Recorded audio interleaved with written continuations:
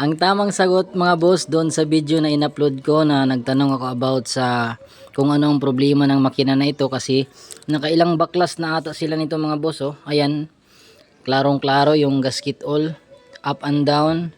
Tapos tiningnan ko na yung kanilang timing at yung spark plug. Tapos yung spark timing niya.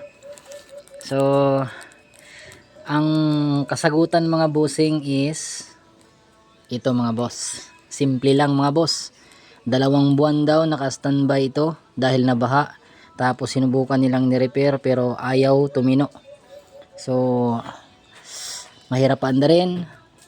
At parang pigil yung kanyang power. So ang pinaka sagot diyan mga boss is ito. Pansinin niyo ito mga boss. Ayan oh. Anong napansin nyo mga boss? Yan yung sagot ko mga boss. Ayan o. So, ayan yung sagot ko. Yan o. Tingnan nyo mga boss. Yan yung sagot ko. Ayan o. Tingnan nyo yung mga boss. Simpleng-simple lang mga boss pero nakakabaliw. So, hindi na mamatay habang umiinit. Okay naman ang andar niya sa sa idle. May minor naman pero kapag ka nirib na is ayaw tumaas ng RPM. So tingnan nyo ito mga boss. Anong napansin nyo sa wiring mga boss? Ganyan lang kasimple mga boss yung solusyon natin dito.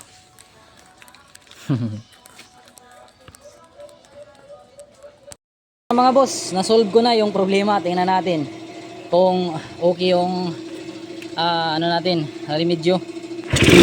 Oh. Kanina mga boss, hindi ma-rip. Ayaw mag-RPM ng mataas. Ngayon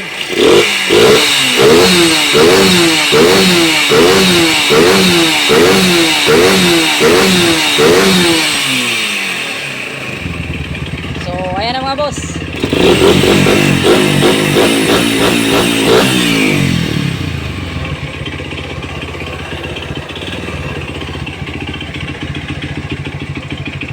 Tumatagas yung oil kasi yung o-ring niya dito mga boss is hindi nila nahigpitan ng maayos. Naipit yung o-ring lang. Raider 150 carb.